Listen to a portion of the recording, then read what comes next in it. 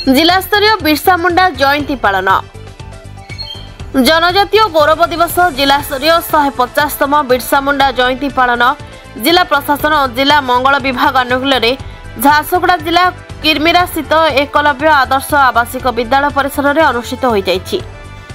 जिला आदिवासी उन्नयन अधिकारी संजीव कुमार पटेल अध्यक्षतार अनुष्ठित कार्यक्रम में मुख्य अतिथि भाव में राजस्व और विपर्यय परिचालना मंत्री मान्यवर सुरेश पूजारी जोग देथिबा बेले सम्मानीय अतिथि भाव में विधायक टंकधर त्रिपाठी, जिलापाल कुणाल मोतीराम चौहान, किरमिरा ब्लॉक अध्यक्षा कृष्णप्रिया साहू, बीडीओ अविनाश लाकरा, लयकेरा ब्लॉक अध्यक्ष संजीत कुमार नायक, जिला परिषद सभ्या रीता बाग, सरपंच संतोषिनी पटेल जोगदे गौरव दिवस महत्व सह महान विप्लवी शहीद बिरसा मुंडा जीवनी उपर आलोकपात करथिबा बेले आभासी माध्यम भारतर यशस्वी प्रधानमंत्री नरेंद्र मोदी जी अभिभाषण अतिथि मानक उपस्थित थिबा छात्र छात्री अभिभावक अभिभाविका जनसाधारण श्रवण करथिले।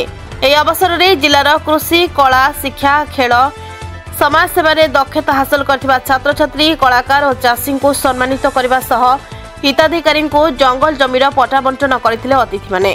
कार्यक्रम को जिला मंगल अधिकारी जयश्री परिचालना करथिबा बेले एकलव्य और आश्रम स्कूल शिक्षक शिक्षयित्री और विभाग कर्मचारी सहयोग करथिले। शेष में छात्र छात्री द्वारा सांस्कृतिक रंगारंग कार्यक्रम परिवेशन होइतिला। अतिरिक्त जिला मंगल अधिकारी विवेकानंद स्तामल धन्यवाद देथिले।